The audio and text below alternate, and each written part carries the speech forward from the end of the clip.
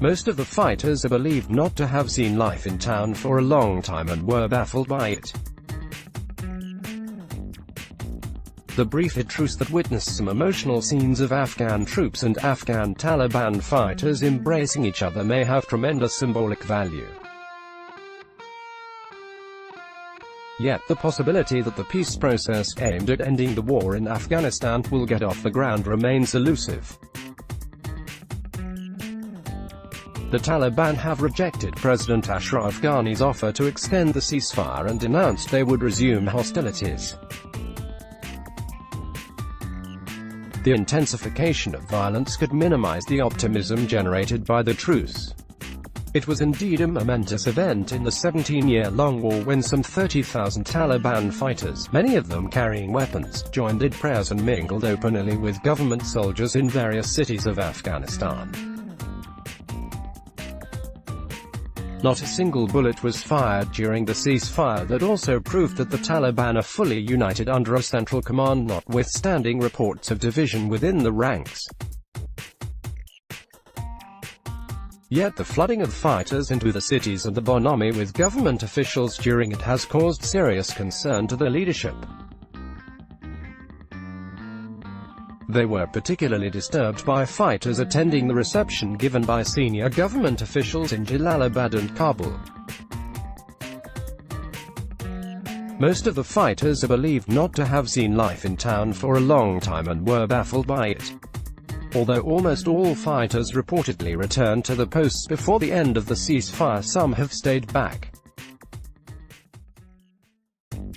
All that seems to have worried the insurgent leadership and has brought to the surface the fissures within. In a purported video message posted on social media, Mullah Yaqub, the son of Mullah Omar, castigated the Taliban commanders for being overly friendly with government officials. A major concern of some Taliban leaders is that the ceasefire and the close interaction with government forces could have affected the morale of fighters. The ceasefire had come amidst a major Taliban offensive that helped the insurgent force expand its influence. Since the start of the summer offensive, the Taliban have overrun several districts not only in central and western Afghanistan but also in the north.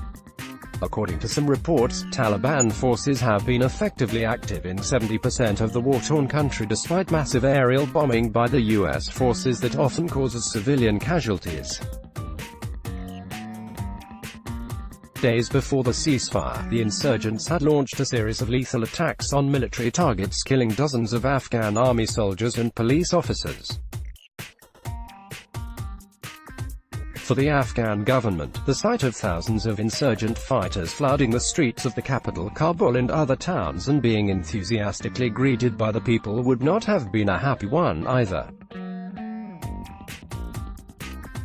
Some Afghan leaders have expressed the skepticism whether it was a wise decision to open the gates of the cities to the insurgents. There is also fear that the fighters who have stayed back could be potential attackers. Not surprisingly, the Taliban fighters did not enter the non-Paktan districts in northern Afghanistan during the ceasefire for the simple reason that there was no expectation of the same kind of public response as witnessed in the Paktan-dominated areas. That may be reflective of the reservations of the Afghan ruling elite regarding President Ghani's peace gesture toward the insurgents. Meanwhile, the two bloody attacks carried out by the militant Islamic State group that killed scores of people including Taliban elements during the ceasefire also underline the growing complexities of the Afghan crisis. The bloodbath was meant to sabotage any move towards peace. The growing activities of the Middle East-based militant group have given a new and bloodier turn to the Afghan war. It is certainly cause for concern for both the government in Kabul and the Afghan Taliban. The expanding role of ISIS has increased pressure on the two sides to counter the militant group that espouses a global terrorist agenda. There have certainly been more positive signals coming from Kabul and Washington following the encouraging public response to the armistice. Beside the unilateral extension of the ceasefire, the Afghan president in a statement declared that the Kabul government was prepared to discuss the issue of foreign forces in talks with the Taliban. It goes beyond the offer made by President Ghani earlier this year of releasing Taliban prisoners and talks. President Ghani's offer has been backed by U.S. Secretary of State Mike Pompeo, who has declared that the Trump administration was prepared to support, facilitate and participate in these discussions. Earlier this month, John Nicholson, the top American commander in Afghanistan, claimed that channels of dialogue had opened with the Taliban. While the Taliban are willing to talk to the U.S., they refuse to enter into any negotiations with the Kabul government. There is no indication yet of the insurgent leaders showing any flexibility in the hardline position on this matter.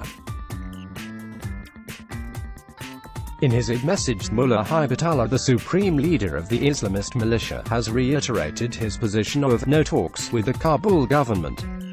It is apparent that the Taliban leadership may have demonstrated some flexibility in agreeing to a short ceasefire, perhaps on the persuasion of Pakistan and China, but there is no indication yet of the militia accepting President Ghani's offer for peace talks. However, the dynamics generated by the ceasefire may have opened a window of opportunity. By arrangement with Dawn,